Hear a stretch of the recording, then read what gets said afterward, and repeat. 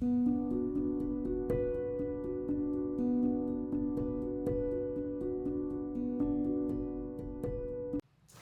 everyone, myself Yashaswini from Shloka Chant with Yeshu.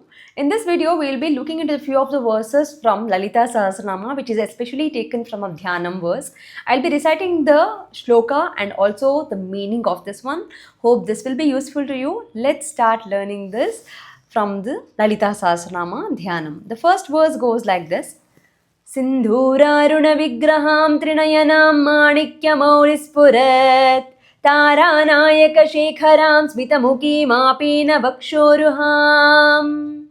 So the meaning of this stanza is, here most of the places you can find Devi Lalitambika is identified in a red color. She's been described in a red color with a different kind of features, different kind of attributes here. So the first verse is good. First line, Sindhura Aruna. Aruna is a red color, which is a rising sun color. The color of a rising sun. Vigraham. So she is in the complexion of a red color, just like a rising sun. Sindhuraruna Vigraham. Vigraha is the idol, the form. So she is in the form of a Sindhura, the Tilaka, Aruna, which is both holds with the red color complexion. Trinayanam, the one who has the three eyes and also holds the three qualities. It has so many meanings with the three. Basically the triad. So I won't go into much deeper. I'll go with the basic meaning here.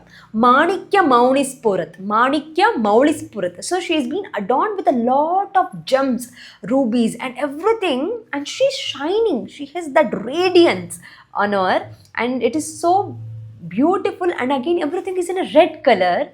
Taranayaka Shekharam, and she's wearing a crown. Manikya Maulispurat, she is wearing a gems and she is wearing a crown. The crown of a Tara Nayaka. Tara refers to the star. Tara Nayaka refers to the moon. So she is wearing the Shekhara as a crown in her head. Smitamukim Apina Vakshoruham. Smitamukim, who has a very gentle smile. Devi's smile is a very beautiful. Apina Vakshoruham. Vaksha is a bosom, the breast, and who has a fully developed bosom, which indicates that she is the one who is nourishing as a mother, as a Sri Mata, as Supreme Mother, the entire universe. So this is a meaning for the first stanza, which says that the face is the index of the mind. So one can easily ascertain the quality of a person from his face. So we will get that tejas, we will get that motivation, we will get that devotion as soon as we look into Devi. And when we describe, Dhyanam is basically when we meditate Devi, we try to visualize that Devi.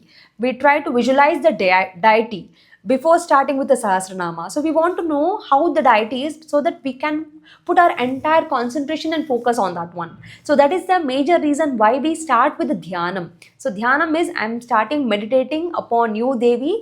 Please take my salutation, I bow my head to you, and this is how the Devi is. I'm trying to visualize, I'm trying to connect with Devi, and this is my first stanza where I'm connecting with Devi. Devi is in a red color, Devi is wearing that Chandra on her crown, and she has a gentle smile, and she is nourishing this entire universe with her bosom. So that is the meaning for the first stanza. We'll go with the second one now.